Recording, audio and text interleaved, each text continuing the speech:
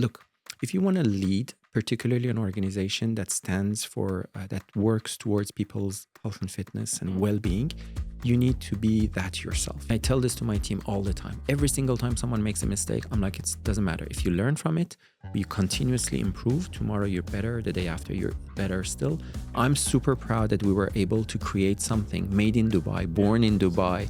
We made our mistakes, we strengthened through the years, etc. But we now have a winning formula, and we can proudly export, franchise out this model to the so-called Western markets from where we usually import brands.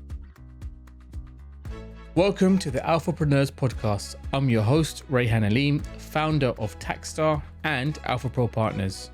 Join me on each episode as we talk to inspiring Dubai-based entrepreneurs who share their stories, challenges, and secrets on building world-class businesses. I'm pleased to have Reza 𝗣𝗲𝗍𝗏 join our show today. Reza is a founder and managing director of 𝗥𝗲𝗍𝗏𝗏𝗍, a leading name in Dubai's fitness and wellness scene. After many years of working for some of the largest organizations in the world, he shifted gears to pursue his passion for wellness and opened 3 successful Pilates studios in Dubai. His focus on top quality instruction and client care has made 𝗥𝗲𝗍𝗏𝗏𝗍 a standout choice in the city. Reza, welcome to the show. Thank you for having really me. excited to have you with us. You're one of our early clients. You did something that a lot of people put off, and that is transitioning from a comfortable job to a unknown realm of entrepreneurship. Just tell us more about what made you think to move to entrepreneurship. What was the situation at work? I know I've known you for a long time, and you're very passionate about fitness and Pilates in particular. But yeah, how was that journey for you? Look, first of all, thank you for having me. It's honestly a pleasure to be here. I hope it's going to be useful to the listeners and viewers. I always wanted to have my own company. I kind of wanted to be the captain of my own ship. So that was probably the first element. But the choice of the industry and timing, those are probably the most interesting or insightful conversations we could have. Is after having worked a number of years in a few different kind of corporate contexts and worlds, I felt like I was at the right age in terms of I wasn't too young to be inexperienced, and I wasn't too old to have too much experience and not maybe the audacity that it takes or the courage it takes to do certain things. And I think in many of the conversations I have these days with maybe younger friends who ask me for advice or guidance, I realize that that's a key element. So the timing for me was perfect for me, in my opinion, but from outside it seemed odd because it was around 2008, 2009 that I made the move. During the time of the financial crisis. Exactly. So Dubai was emptying. A lot of people were leaving. There was the international crisis. So I felt it was the right time because I always knew that I wanted to do something that was tangibly valuable and useful to people. I wanted to have an impact. It sounds a bit old school and idealistic, but I actually genuinely believe in it. It's not PR or marketing. It's really something I wanted to do in my life, which is actually one of the reasons I joined the last company in the corporate world I was with, because their vision statement was enriching people's lives. It was a big driver for me. But I felt like I have a very little or extremely indirect impact on people's lives through the corporate world, because you're one employee among thousands, sometimes tens of thousands, and in my case, hundreds of thousands.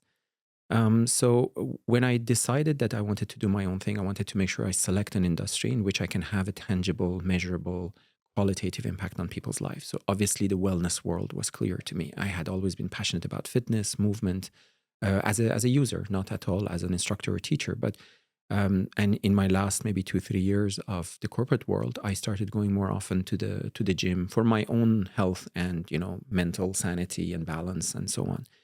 And that's when I discovered Pilates, yoga, Pilates, Tai Chi, all these mind, body, mind connected movements, forms of movement. And Pilates was the most impressive, was like I felt the results right away. So I knew that there was a niche. I knew that, my background made me look at the opportunity also from a business perspective, a market opportunity. And I knew that there it was something to be done. So the stars were well aligned for me at the time. Did you have any doubts in terms of making that move? What kind of, were there pressure from friends, family to say, no, you're in a comfortable job, stay where you are? Mhm. Or did you have the kind of mindset where this is what I want to do, and now Mhm. I'm at the stage in my life, and this is the steps I'm going to take? Yeah. Because there's many entrepreneurs, and Yeah. I come across a lot of budding entrepreneurs, and they're in full-time work. Mm. They see me run my accounting business, and a lot of them are accountants as well, and they have this kind of mental block, right? Mm. Should I do it? Should I not? How was that? How was that decision for you? How was that decision making Mm. process for you? I think it's really different from person to person. We are all the result of a multitude of factors. We think about many things when taking a decision. So, as I mentioned before, I think um, as long as one has the and a deeper belief in what he's about to do, I think it can work. I was extremely determined. I really, really wanted to do this. So um, around me, nobody tried to really stop me. But even if they had tried, I would have probably gone ahead and done it. Now, we need to be also grateful for some advantages that we may have. In my case, my wife and I were both in the corporate world. We were both very successful. Mm. We were earning, decent amounts of money for as young salaried people, employees in large corporations. And we had so this safety net that, okay, she was still working. I left my corporate job. I took time. I actually took a good 8-9 months of planning to make sure that I don't commit too many mistakes, that I do this well from Yeah. the beginning, or as with as few mistakes as possible, because there are always things that we can do better. So I had that safety, I would say, but even without that, I would have probably gone ahead, because I knew that I believed in something that was worth it. I knew that from a market study perspective, there was potential, there was demand for it. We started Pilates at a time when it was hardly known here. Nobody knew how to pronounce the word correctly. It was often mispronounced when clients walked into the studio. We had a few funny moments around that. But we really, really believed that it could work. And within a few months, once it did start, then my wife as well left and joined me. And since then, we've been working as a couple entrepreneur to grow real Pilates. That's nice. Yeah. Um, Often when I'm asked what it takes most, obviously it takes a lot of stuff. But again, I come back on the courage to do it. And I think maybe your friends who are in the accounting field, and some of them might be actually excellent. Often we come across, or I come certainly across, people whom I perceive as more talented, possibly skilled, or carrying even more potential than I do. The difference is, and I'm not going to name anyone, but I have a good friend who actually visited me recently. He has had over the years a multitude of great ideas, business Yeah. ideas, but this procrastination, this hesitation to jump, to take the risk. That's where we're different. Family circumstances, financial factors, personal motivations, and other things come into the equation. So you need to take those into account. In my case, I decided that I would do it. Now, I was an avid reader of books, so I was reading a lot of self-help, leadership, inspirational books, and there were moments where I knew one or two books in particular really made me feel that, you know what, I really need to do this. I have to have the courage to do this. And actually, the day I wrote my resignation letter from my VP for the corporate job, my last corporate job, was literally the day after I finished one of these books. I'm like, that's it. I'm not waiting anymore. I'm going to do it. I'm going to resign, take some time, develop the idea, identify clearly what within the wellness or the fitness industry, which modality I want to use exactly. So I had a lot of many things to study Mm. and to prepare and to plan, but I decided that's it. So I put my letter, and I prepared myself for the whole process of trying to convince me to stay. I guess I was fairly good at what I was doing. So the company tried to keep me, convinced me course. that this is the wrong call. It's very risky. It was 2000, late 2008, yeah. 2008. So, Yeah. and it wasn't the best time to leave your job. So I heard all of that, but I was so determined. So it didn't work on me. So they said all of those things. I still did what I did, and zero regrets whatsoever. Yeah, no, I mean, I've known you for such a long time, and Real Pilates is obviously a household name in Dubai. So you've done a great job. Some of the things I'd like to kind of re-emphasize that you spoke about was you was reading a lot of books before you Mm, started your business, and I think as a CEO, as an entrepreneur, lifelong learning is very important very. to ensure that you continue to develop yourself, because whatever you do, how you learn will impact your business. I like the fact that you mentioned that you was single-mindedly determined to do that, and I think that's very common in many entrepreneurs. Um, if you have conviction in what you do, there's always going to be resistance along the way. When you do a business, when you do a project, when you set up a new center, for example. But it's the conviction that Mm, really drives home mm, and makes you a different entrepreneur to someone else. So yeah. I think those are great traits to have. One of the things I do want to touch upon is I know a lot of husband and wife entrepreneurs as well. It's, you know, I have many clients who also have husband and wife entrepreneurs. The husband and wife both work in the same business as well. What kind of, how does that work with you? What kind of advice can you give? Mm. You guys have been doing it for a long time. So from what I can see, you've done a really good job of it. If sometimes it could be, like you say, there might be someone who wants to set up a business, but Mm, their wife has complementary skills. Maybe sometimes they think about they should go into business, sometimes they don't. mm. What kind of advice could you give to that kind of person?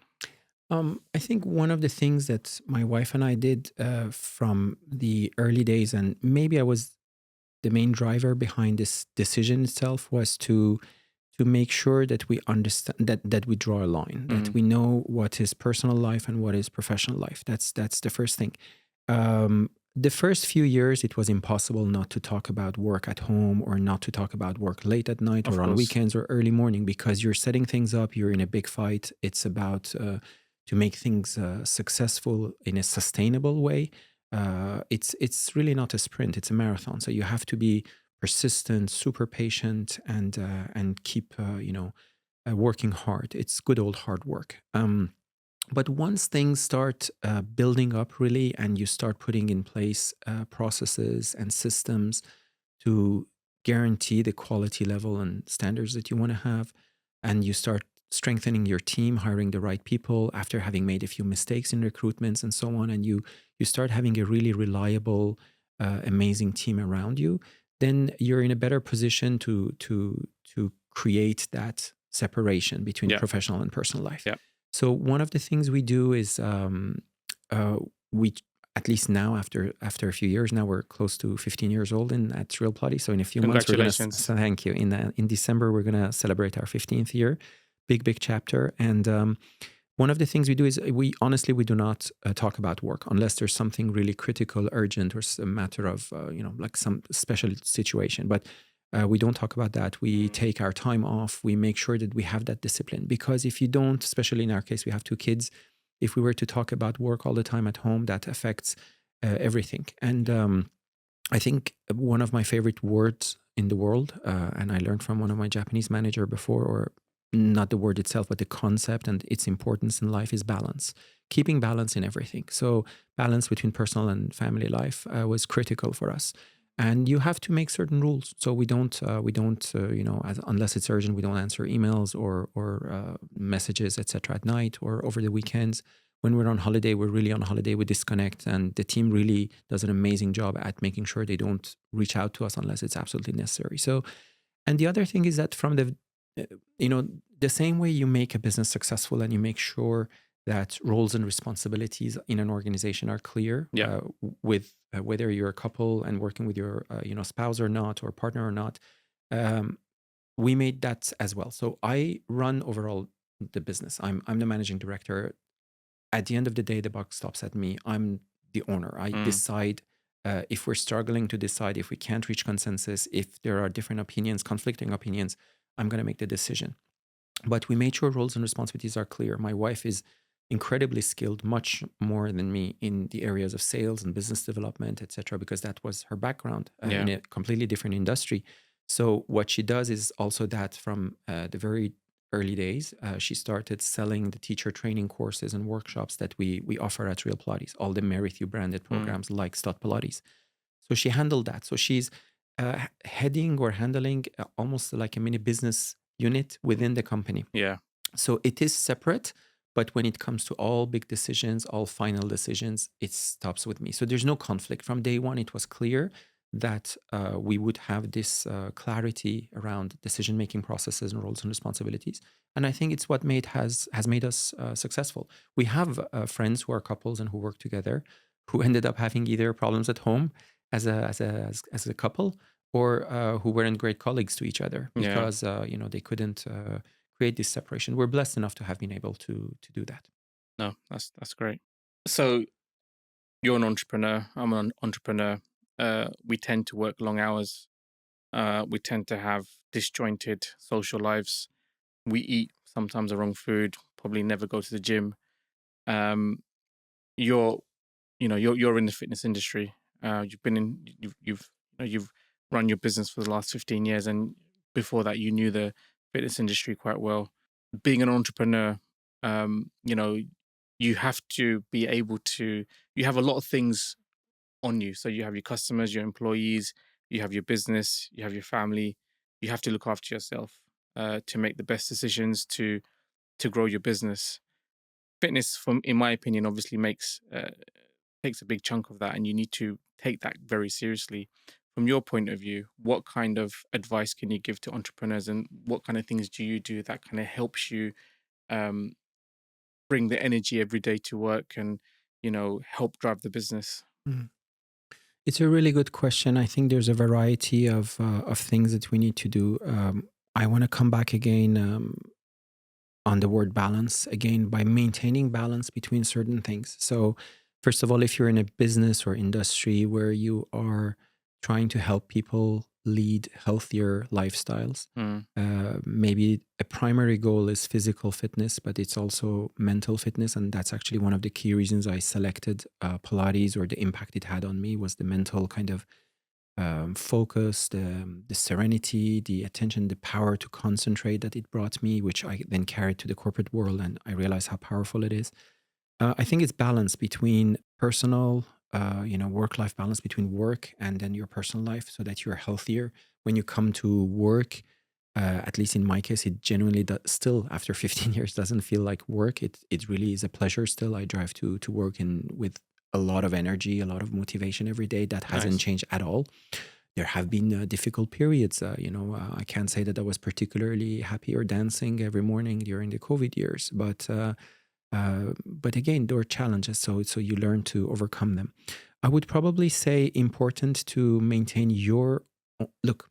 If you want to lead, particularly an organization that stands for that works towards people's health and fitness and Mm. well-being, you need to be that yourself. You need to be healthy yourself. You need to be positive yourself. So again, the books I was referring to play a huge role, because if you continue to read, whether it's paper books or audiobooks you listen to as you drive or eat, etc., you pick up ideas, you pick up ways and techniques. So for me, one of the books probably in the last 2-3 years that impacted me a lot was there are two books. One is by Robin Sharma, The 5 a.m. Club. I've read that book as well. Yeah, I'm still trying to join the club. or Miracle Mornings. The concept of Miracle Mornings. Yeah. The fact, essentially, all of them say the same thing. The idea is wake up earlier than everyone Yeah. else. Do a few key things that are important that humanity has been doing actually for hundreds of years, and we Yeah. just forget in today's modern world. And then suddenly your day is going to be literally magically better, and it's going to be better. So if you do a bit of reading, a bit of meditation, a bit of drinking water, a bit of walking or movement, any kind, even really a bit, we're talking 40, 50 minutes, 60 minutes in the morning, it makes a world of a difference. So once you start practicing that and it becomes a habit, once you do something very, in a set frequency and repeatedly, it becomes really second nature. It becomes a reflex. So once you do that, then you're kind of almost immune to certain other problems that people face, the negativity, the bad energy, all of these things that you carry with yourself during the day, and most people do. So then you go to work, you're surrounded. I'm blessed. We're in an industry where who are my coworkers, who are my colleagues? They're Pilates instructors. All of them eat well, sleep well, and move. Any human being who eats well, sleeps well, and moves is bound to be probably happier than those who don't. Yeah. So then you're surrounded by people who are already happier, more positive, more smiling. So you create an environment that does that, and then people come to you, to your business, to seek similar results. So it's a virtuous cycle. One's good mood leads to someone else's. One's positive energy or thoughts leads to someone else's. So on the bad days, when somebody comes with a bit of tension or anxiety or anger caused by something else externally, you become an agent of in a position to help them. You're capable Yeah. to lift them up and to make them feel better. So my advice would be to maintain balance across the board, and especially be consistent. I think one of the things that has made me more successful, maybe in more recent years, and maybe when I was younger, I did not understand. I heard the message or I read it, but I didn't understand how critical it was, is consistency, is doing something in a consistent manner. Not just you have a good month, you eat healthy, and then you go back to bad habits, or you sleep well for 2-3 weeks, then you go back to those bad habits, or you drink too much, or you don't drink, or you don't drink enough water, you don't hydrate. If you kind of stick to a few key simple rules, chances are it's going to work, and you're going to end up you will be in a state of mind, physical and mental, that where you can do incredible things, absolutely incredible. The creativity flows, the ideas come. If there's tension, you're able to diffuse it. If there are disputes, you're able to resolve them, whether it's within the team or with external stakeholders. If there's a challenge that comes, you can then face it with grace and patience and still a smile on your face. And these things work. I promise it works. It's not stuff that you just read in books and you're like, oh yeah, of course, in the book it's like that, but in real life it's different. No, if you actually do them regularly, it works every single I day. think I heard somewhere that how you start your day is how the rest Exactly. of your day kind Yeah. of pans out. Yeah. And as an entrepreneur, you're making important decisions every day. Mm. You're growing your business. You have to make difficult decisions sometimes.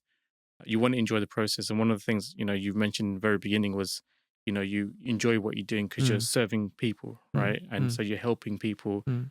get to that space where they can you're making your impact, which then kind of passes on to them, where then they can make their impact, whether it's an entrepreneur or a mom or an executive who comes into one of your studios and Mm. does one of the classes. So Mm. yeah.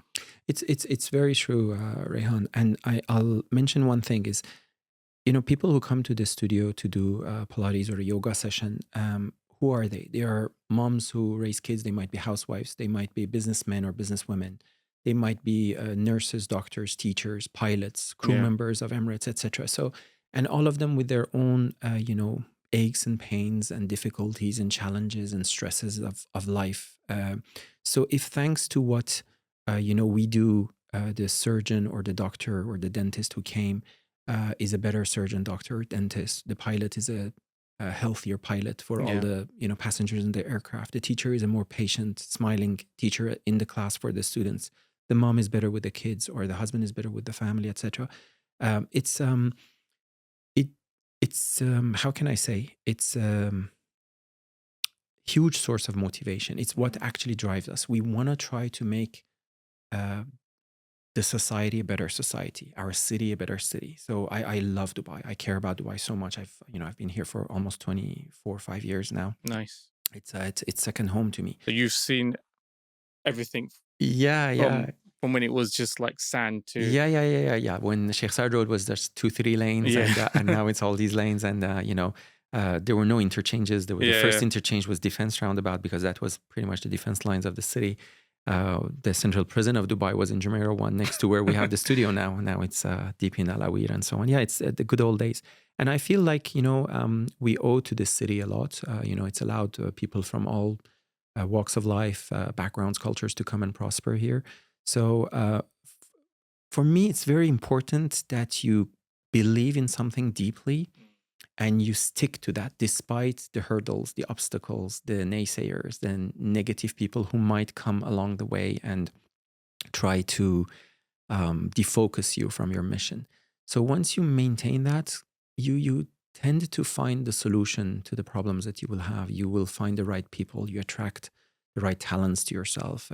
And most of the time, the clients, like, we're in love with our clients. 99.9% of our clients are absolutely amazing, remarkable people. Some of the words, reviews and stuff they write about us really make us emotional at the studio. Me and my team, we absolutely love them. Of course, from time to time, we will make someone unhappy because we were either imperfect or we didn't do something well enough, or maybe it's a reflection on their challenges and their own anxiety and so on. It's not really about us, but they're just angry at the situation or whatever. But they're a very, very minute sample. It's a very small sample. By and large, all our clients are in love with the space we have. Mm. I remember a couple of years ago on our social media handles, when we have 3 lines to define our business, or in our bio on Instagram or LinkedIn or whatever it is, I decided to just write place of happiness.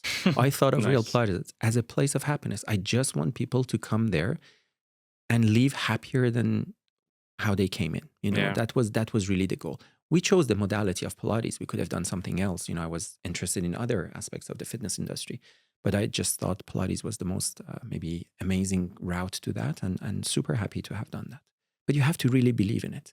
And one of the things I will mention here is, people always ask me, why is it that you offer also teacher training programs? So why do you train so many instructors? Obviously, we can't hire all the batches, Yeah. hundreds and hundreds of instructors that Well, you're we kind of train. giving away your secret sauce as well, right? Yeah, a little bit, but it doesn't matter, because again, it's the same belief in the same vision. So Yeah. all these instructors we train go out there, work, of course, for our competitors, or set up competing studios, or Mm. join hotels or gyms or other chains within the wellness industry. But they are also healing and making other people happy. If we train them well and they're great instructors, they're going to go. So ultimately, we are still enriching people's lives, but through them at another location. So it doesn't appear on my P&L. I don't see that, but it appears on my emotional qualitative P&L, my personal P&L, which is why I'm so proud, because we have trained over 5,000 instructors in 15 years. Clearly, we cannot hire all of them. We're about 30 in my team. So that means every single studio you go to in Dubai or the region, chances are you're going to find 1, 2, 3 instructors that have probably been trained at our facility. So, and that's what I was telling you. It's being consistent with why you do things. And then you continue. And now, of course, we try to offer higher quality and services than everyone else, so that we stay kind of the reference in the market. But it doesn't mean there are bad studios out there. And, there's plenty of potential for everyone. Yeah, but ultimately, like you said, it's your vision. Mm. It's what you believe in, Yeah. right? Yeah. It's the greater good. Mm. You believe in, Pilates. You're running, Pilates classes in your studios, but you're also, training instructors to become Pilates instructors as well. Yeah. And it just goes to show that, when you do love what you do, Mm. you can do it for a long time. You can be profitable, when customers like what you do as well. Mm. It gives you that self-satisfaction that you're making an impact. So, Mm. numbers don't lie. So, Mm. yeah, congratulations on that. Thank you. I'm happy that we are where we are, and I'm happy that I'm not the only one. Like everyone across our team and organization believes in this, and everyone is driven by similar goals and the same mission, the same desire to help people lead healthier lifestyles. And then things work themselves out. I'm a big believer of the law of attraction. So when you usually send good energy out there and you do good things, chances are it's going to come back to you. Yeah, every time. So, Rez, I've known you for quite a long time now. Mm. One of the things that strikes me is when you go to one of your studios, you feel like you're not in Dubai. You feel like you're in a, not a 5-star hotel, but, like a Mandarin Oriental type atmosphere vibe, where you go in, you have big doors, you have a really nice reception, wood. You feel like when you go in, that experience of doing a class just gives you that more motivation, more kind of, joy out of each session. And one of the things I noticed about you is that you have a very strong attention to detail. You think about things in depth before you sometimes take certain actions. And I think that's very commendable, because I'm the opposite. I'm just all guns blazing, right? And many entrepreneurs, I've come across many entrepreneurs, and some of them they get an idea and they just go for it. But you tend to think about things a little bit more. You're a more measured person, and I think that's important, because if you think about world-class organizations and world-class businesses, the guys who are at the top or the girls who are at the top who are able to create this, you know, world-class product, they have these qualities. Mm. I want to know, how did you come about that? I mean, is it something that you were you always born like that, or is it something that, over the years it's what you've Mm. kind of attained? How do you make sure? How do you, how do you maintain that kind of eye Mm. for detail and that, you know? Yeah. I think you're right first about the fact that I pay a lot of attention to details. But again, I think just coming back to the concept of balance, we need to put both of us in a mixer and blend it, and probably a good average of both will be nice, because at sometimes it's also good to go maybe faster with certain ideas. Now, the attention to detail is, I think, paramount. It's extremely Yeah. important. A part of it must come certainly from my upbringing or my personality. It must be in my genes. So it's not something that I have necessarily worked on or targeted to obtain. So part could be personality related. So it would need a bigger expert to explain that. But part of it is also learned and practiced. I since my childhood, I was always huge fan of Japan. I don't know why. I always loved everything Japanese, whether from the time it was the cartoons or toys or electronics when we were kids, etc. So naturally, when I entered my business school, I grew up in France Yeah. and I did all my education in France. When I went to my business school, I literally actually selected this business school because they had the most amazing exchange program with a Japanese top kind of elite university in Tokyo. Nice. I knew I wanted to spend some time in Japan, one way or another. So in total, I've lived 3 years in Japan, not 3 consecutive years, but 3 times 1 year, I would say. 1 year, I was a young trainee in a tiny trading company in the city of Nagoya, the third city in the country, and I was living with a Japanese family. That's where I really learned the language and got familiar more in depth with the culture. Second year, I was a student in the university with the exchange program, and the third year, I was working in a Japanese factory. I was in charge of a project of know-how transfer from a glass making factory to one in the Middle East here. These 3 years spent in Japan, first of all, made me love the country and the culture and the food even more than what I thought, and that's where I think I maybe realize the importance of this attention to detail that you're pointing at. Japanese are renowned for precisely their attention to the smallest, tiniest little details, whether it's in their manufacturing processes. I was blessed enough when I was a student at Waseda University to visit, major plants, whether it was Toyota or Honda, or beer factories like Kirin or Asahi or Shiseido, the cosmetics company, or so many other factories, because they had, excellent relationships with these. So we were taken on tours and we studied their concepts. I was so in love with everything that I was seeing that I think it kind of got imprinted in my mind. I realized, and not only within, the business or the manufacturing, I would say, world, but even in their family structures. I lived 1 year with a family. Their restaurants, the way they eat, the way they decorate their food, the importance of certain, that cleanness, that neatness, that simplicity concept. This Japanese way, you look at someone's desk there, it's clutter free, it's organized. There are like really 1 or 2 items there. These are things that impacted me a lot, and I realized that most of the world is not like that, and there's must be a reason why everything made in Japan has a higher quality, whether it's a manufacturing product, whether it's electronics, whether it's clothing items, whatever it is, because they pay attention to detail.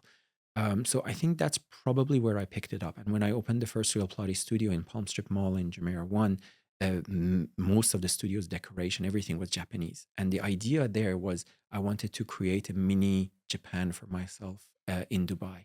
The Nice. doors were looked like sliding. Most of our Yeah. studio, like workout rooms, the doors were sliding doors. I couldn't import rice paper doors because of humidity here, but we came up with a solution to make it look like that, but it was glass. We had bonsais, we had colors. The wood you mentioned a couple of minutes ago, that was from there. And to date, if you go to the JLT studio, every door of the room, you will see that they're squares on the doors with glass. It's very Japanese style. In the reception of all our locations, you will find a commission painting of Fushimi Inari, the orange color gates near Kyoto in Japan. All of this is why, because I think there's a element of excellence when you pay attention to details, when you every little detail matters. If you do minute, small improvements in everything every single day, Yeah. you're bound to achieve excellence. There's Yeah. just no way around it. So if today you do something better than yesterday, and tomorrow you do it a little bit better than today, you're bound to achieve incredible results. For the Now, Kaizen method, right? exactly, Yeah. Kaizen. It's actually one of our four company values. It's in our employee handbook. Kaizen is my favorite word from Japan, which means continuous improvement. And I tell this to my team all the time. Every single time someone makes a mistake, I'm like, it doesn't matter. If you learn from it, you continuously improve. Tomorrow you're better. The day after you're better still. Then you have understood Kaizen. And it's implemented across major plants like Toyota, across the board in Japan. It's a cultural thing. So attention to detail matters a lot. And I think coming back to discussion around entrepreneurs and setting up businesses, a lot of people forget to pay attention to a whole bunch of very important critical details when they're developing their first business plan or the first sketches of what they're going to do. They take certain things for granted, or because particularly today, maybe not 15 years ago, but today on social media, on Instagram, etc., everything looks easier, like success looks easier, more at reach. It looks like, oh, you could be successful in 2 months and you're going to have such a social media presence, and as if that means success. They forget then to pay attention to really the important details that matter. So I try to share this kind of habit of mine around Kaizen with all of my team, which is why it's one of our company values. It's written in our employee handbooks. Anyone who joins our company, regardless of the position, during the onboarding process, we spend time talking about Kaizen, and because it's critically important. And I think that's what makes Japanese people absolutely exceptional people. So Reza, as an entrepreneur running a business, you have your ups and downs. Obviously, in the beginning, you mentioned when you first started the business, your wife was working, you was, running the business solo. So having been through that, I know that the first few years would have been tough. You grew the company, you had 2 studios, and then COVID came and it kind of, I wouldn't say your business dropped significantly, but everyone suffered from COVID. Of course. And now we're going through another cycle in Dubai where population's increasing, got more and more people coming in, more people understand, and appreciate what you're doing here with Real Pilates. What would you say as a management team, as a company, have been the key things you've been proud of throughout this journey that you've been through so far? I think obviously during the first few years, the elements of patience, perseverance, kind of staying determined and focused on your goals and overcoming challenges were key. But what I probably want to focus on now, and I would like maybe listeners to reflect on or benefit from, is understanding the importance, especially for small and medium size. So most entrepreneurs, we're going to have small companies, maybe with workforces of anywhere between 5 to 10, 20, 30 people. So we're not talking large scale corporations. I think people should understand and focus on the importance of agility, being able to develop an agile mindset and management style.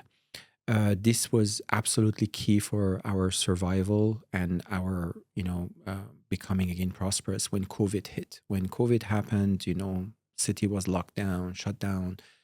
People were scared. Habits changed, even when the city reopened, etc. So, just to remind listeners as well, in COVID, a business like yours would completely be a game changer, right? We were, because you have to wear masks, you can't touch anything, you got to keep.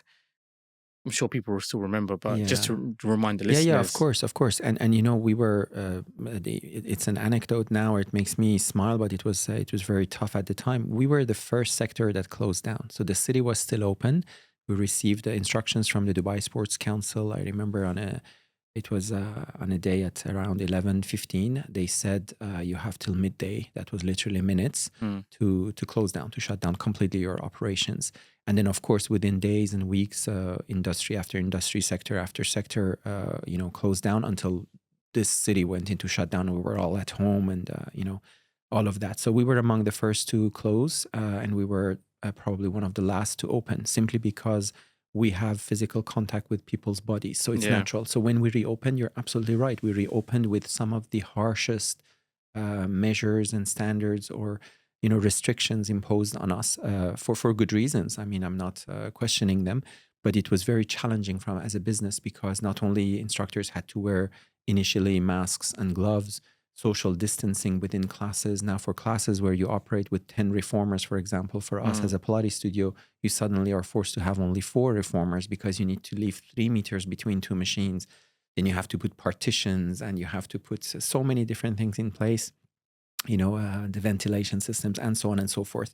We're not going to go into those details, but the important thing was, okay, how do you react to these changes? How do you react to these difficulties? Yeah. Now, obviously, COVID is a major one, but it could be other, maybe less dramatic changes, but market changes, competitive landscape, pricing, regulatory changes, something around transportation in your neighborhood, making it difficult for people to come and go, any other things that change. What I want to focus on is how critically important it is for entrepreneurs to adopt an agile way of thinking, understand the importance of adaptability, like adapt themselves to those circumstances.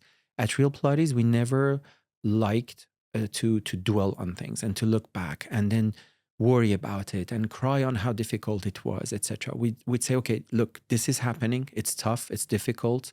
What can we do about it? So when the studios were completely shut down and you have all your instructors sitting at home, they can't teach. At the time, Zoom wasn't a big thing. It just was starting and so on. How do you teach online? How do you go online? How do you create connections, networks, accounts, so on? Or in face of other difficulties or challenges, whether it's manpower related, whether it's regulation related, whether it's operational challenges that you might face because of the building you are in or the neighborhood where you're located, because a competitor opens next door or whatever it is, we always analyze the situation quickly, take concrete measures to improve the situation. They might not be the best, but we take measures right away. We act right away. We make changes. So this, I think, willingness to change, willingness to pivot when it's necessary, and this agility that we have developed is probably one of our unique strengths today. I really think of it as a unique, not selling point, not a USP because it's not a selling point, but a unique management point for my team. And I'm incredibly proud of that. And it makes us so strong that in advance, I don't know what the next challenge is going to be or the next sudden obstacle that's going to appear ahead of us, but I know exactly how we're going to deal with it, because we will pause, we will look, we will analyze, we will decide what's best together, and then we implement it right away. The time from the lead time between the problem starts to we've already started implementing a solution is extremely short with us. And that's one of my biggest sources of pride in my team. And it's something I would advise any entrepreneur to try to develop. It doesn't happen overnight. It doesn't happen. There's no magical solution. We've made tons of mistakes. Don't get me wrong. But we made sure that we're always agile. We're always adapting to the situation, to the circumstances. The market has changed. In the past, certain things mattered. Certain marketing tools were important. Today, other marketing tools are important. When I opened Real Pilates, there was no social media, or so little that it didn't matter. We had to still print flyers and put them on people's, car windshields, or do above the line, do below the line, send direct mails, do things like this, which you wouldn't do today, because you're going to do ads on, you're going to do search engine optimization. You're going to do Google ads. You're going to do Instagram and Facebook ads and so on. But adapting to those, adapting to the new technologies, adapting to changes, adapting to obstacles, it's an attitude more than anything. So developing that ability to, that agility, I think it's absolutely critical for success. Yeah, 100%. I mean, even with the new wave of AI, for example, you need to adapt, you need to be agile. 100%. You can't just ignore it because your competitor will start using it. So yeah, no, it's great insights. It was the same thing when they introduced the VAT. That's a completely accounting related, regulatory kind of change. It's mandatory for everyone. Quickly understanding how can we do it. And we made mistakes. We were sometimes advised wrongly by advisors at the time. That was before I found you guys and you helped us out with everything else. Thank you. No, it's true story. Adapting to that, adjusting quickly, doing it the right way. Now we were using a software or a CRM system that didn't cater to that. Okay, fine. That's the limitation. What can we do about it? Tomorrow, if there's going to be some other regulatory changes, whether it's around licensing or any other standards that are put in place, I have zero worries, absolutely zero worries, because I know my team is agile and will learn to quickly adapt and come up with a solution. And that actually makes us stand out and make us still stay market leaders in our industry, in the Pilates segment, by far, because I think this is an attitude more than anything. 100%, 100%. I want to talk about expansion plans. Obviously, you've got studio in Jumeirah, studio in JLT. Many entrepreneurs, and you've got experience of expanding. You started off with one studio, then you're running another one as well. And for some people, it's a very big jump to take, a very big step to take. Some businesses, they franchise. I know that you're quite active in the franchise, and many entrepreneurs would like to know how that works, because when you're I come from a finance background, so I kind of know the different ways to expand. That's what we learn, right?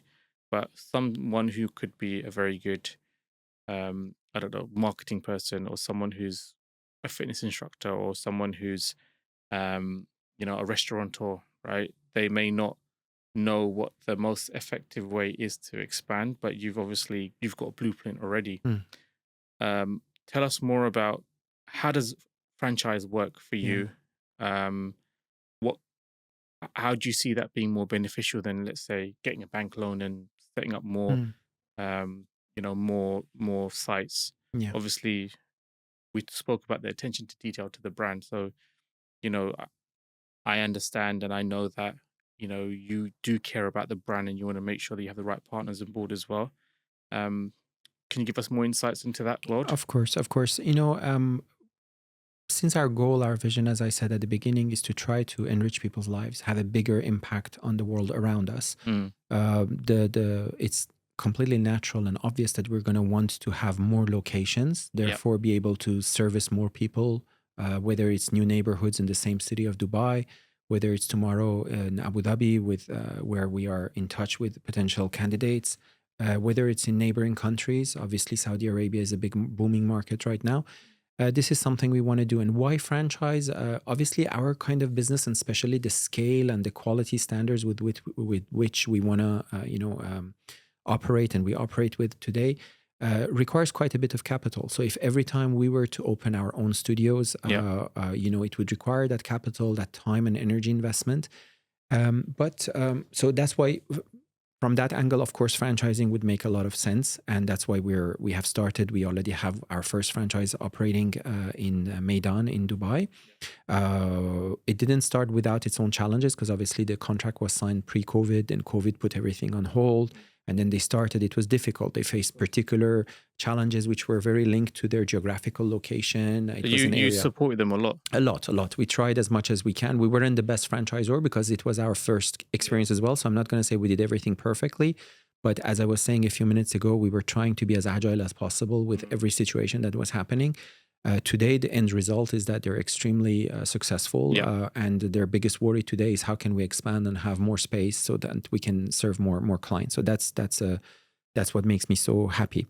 In terms of franchising, so the reason why I find it so, how can I say, potential carrying is not just from a business perspective. That, okay, it's gonna, every time you open a franchise, the franchisee is gonna pay you initially a flat franchising fee, and then on monthly sales, they will pay you a percentage royalty, whatever it is, 6, 7, 8%, depending on industries and so on. It's the fact that it puts me again in a position to enrich people's lives, not the end user's life only, but the person, the other entrepreneur who, like me a few years ago, wants to own a business in the field of health and fitness or Mm. wellness, who wants to leave the corporate world behind, or who was a housewife and the kids have grown and they have free time on their hands, or who wants to change careers because they're tired of politics at the office or whatever it is. I have the opportunity to give that person a well-proven method with processes that will lead to tangible results. Of course, profitability, so money, but also an impact on, again, on the society at large and their communities. So, for instance, the Maidan studio is owned by an Emirati woman whose dream is to help her community and expats as well.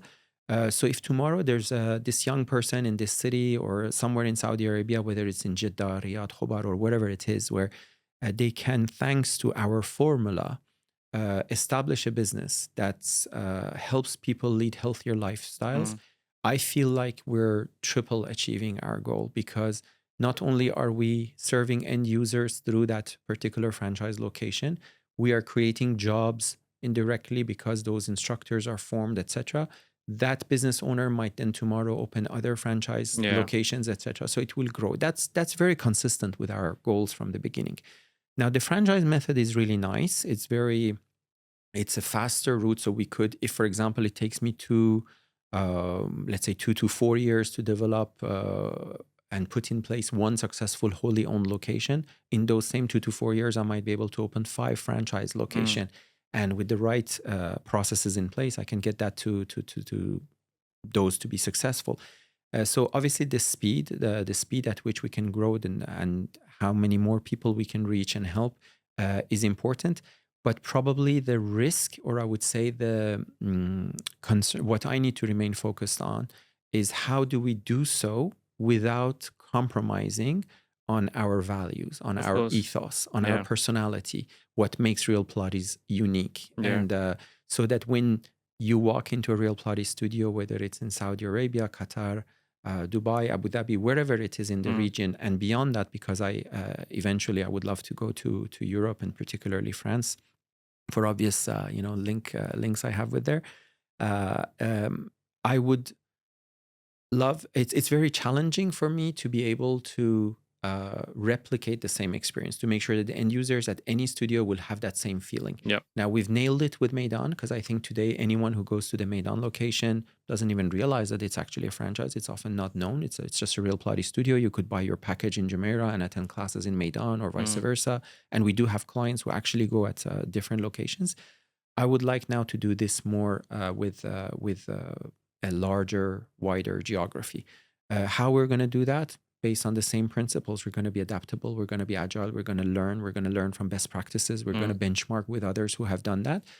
And we will be, coming back to the attention to detail you were mentioning before, we will continue to pay attention, even if it slows down a little bit our growth or the speed of our growth, to who do we choose as a franchisee candidate. Yeah, that's really important. Because I could go tomorrow and pick up a big group with very deep pockets in Saudi Arabia, someone who would say, oh, we have 100 million dirhams or riyals to invest in this, and let's do this.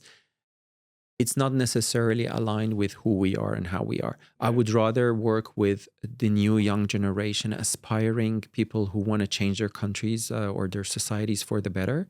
And even if it takes a bit longer to identify those individuals, I think we will both have, both sides, a much longer, enjoyable relationship filled with more success and also pleasure in doing business and helping people. So franchise for me is absolutely the way forward.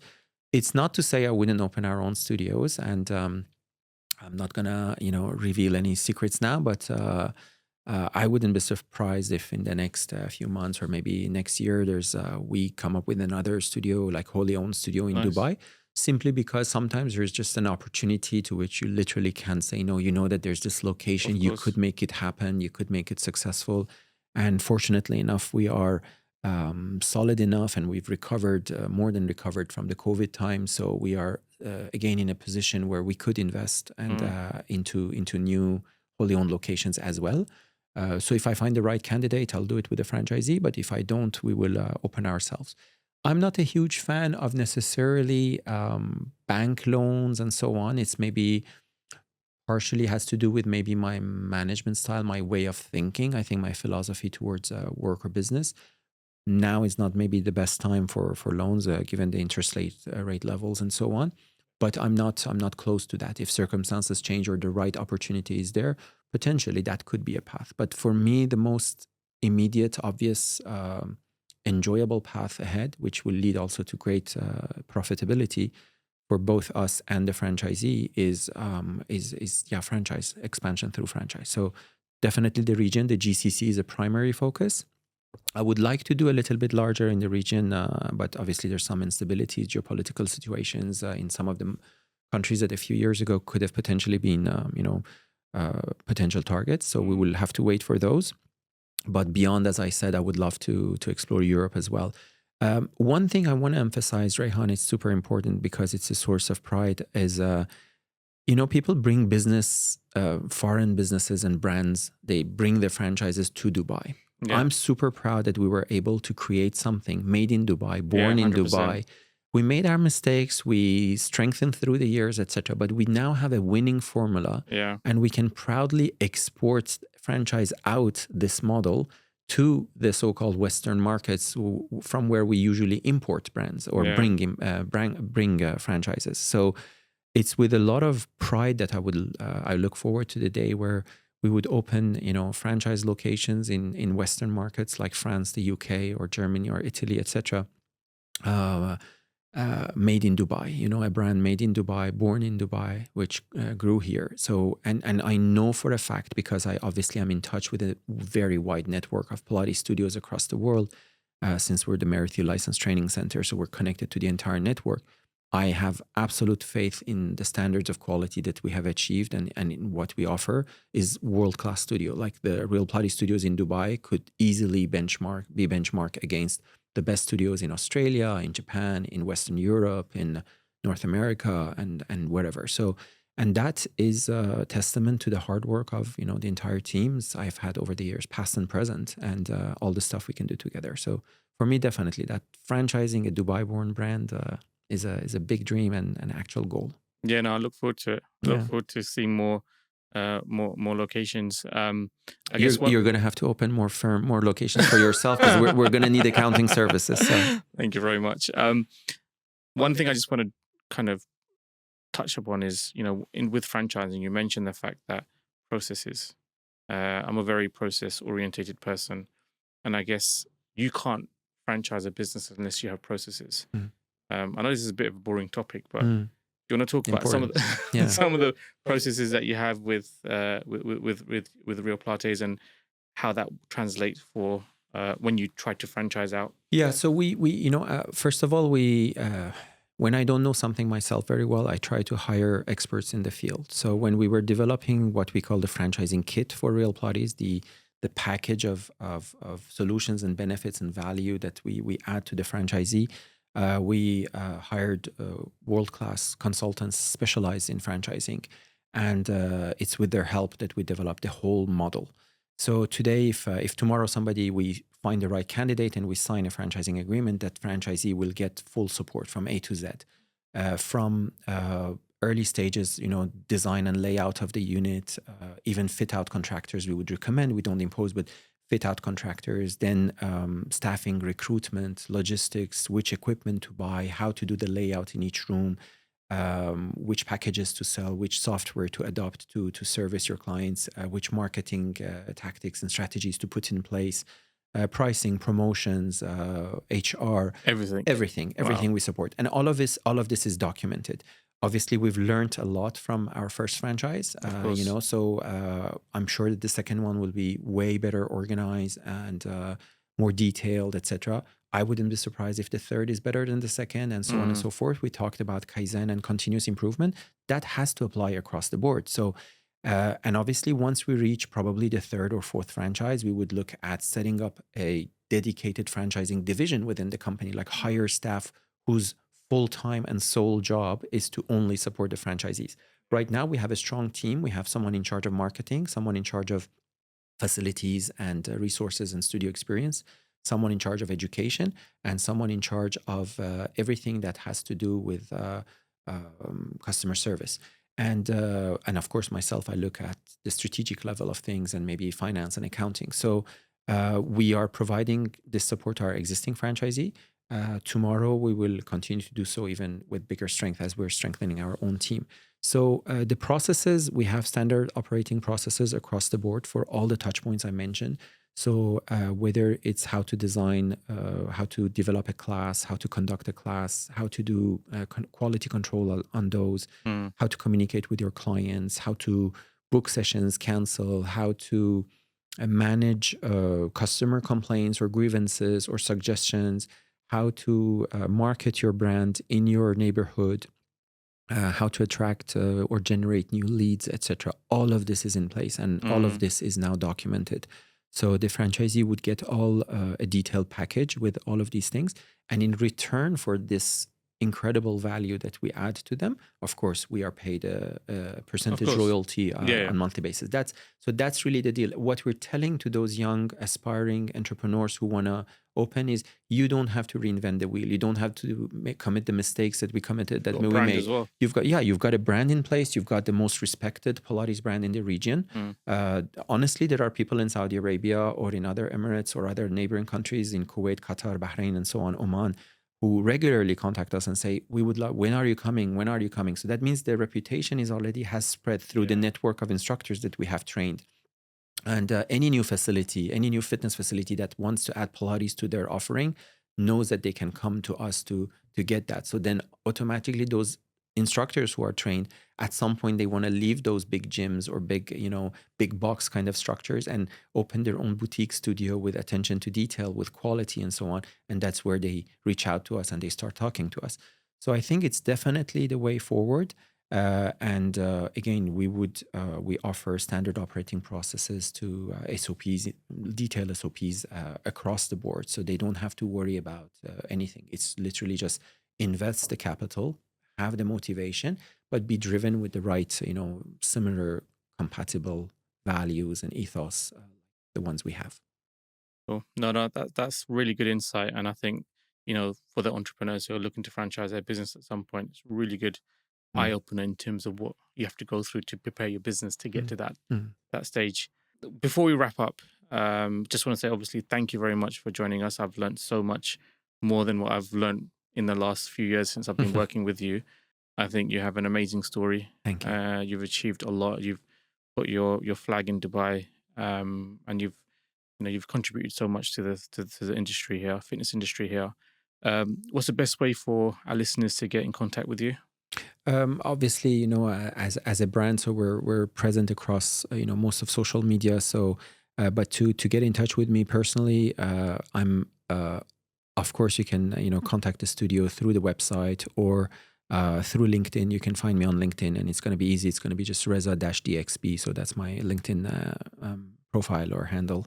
And but most importantly, I'm a bit old school, and I still love face-to-face, interaction. So anyone That's who why wants, you're here. I know. So I would invite people to come, even if they don't do Pilates, to come to the studio. Chances are you're going to find me standing at the reception, talking with clients, with employees, with team members. We're visiting guests, etc.